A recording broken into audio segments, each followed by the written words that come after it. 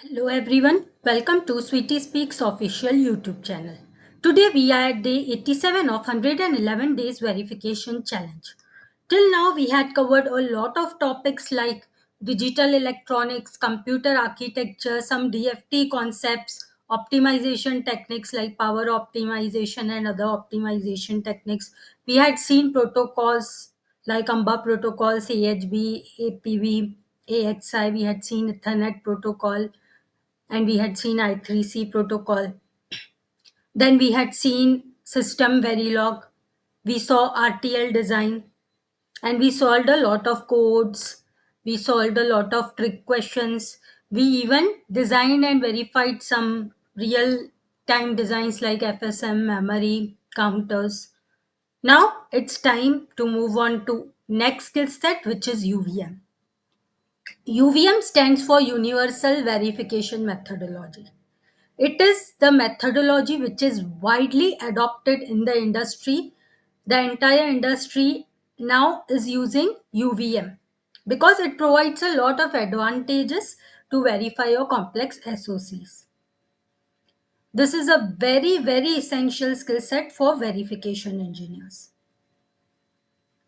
Today, we will start with some UVM basic concepts. Let's see today's question. The first question is very basic. What is UVM and what is its need? I want to highlight here that UVM is a methodology, not a coding language. System Verilog is a coding language. System Verilog is a HDL hardware description language which we use, and the methodology which we use is UVM. So if you really want to learn UVM, first you need to learn System Verilog because UVM is just a methodology which is based on the language System Verilog. So you need to tell what is UVM and what is the need. Next question is, why is UVM considered as a methodology and not a hardware description language? What is the difference between System Verilog and UVM? Is UVM independent of System Verilog? Of course, it's not. You need to explain why. What are disadvantages of UVM methodology? Yes, this methodology provides a lot of advantages, but also there are certain disadvantages. What are those? You need to explain. Next, you need to draw the UVM test bench and explain each component with syntax and methods used. Now, I have already started a series on UVM basics which is uploaded in Sweetie Speaks official YouTube channel. There, I have created a detailed video on UVM test bench and I have explained about these components. And soon I'm going to upload more video where we are going to discuss each and every component in detail. The first component which you need to explain is sequences. Second is sequencer. Next is driver. Then monitor, agent, environment, test, scoreboard, and subscriber.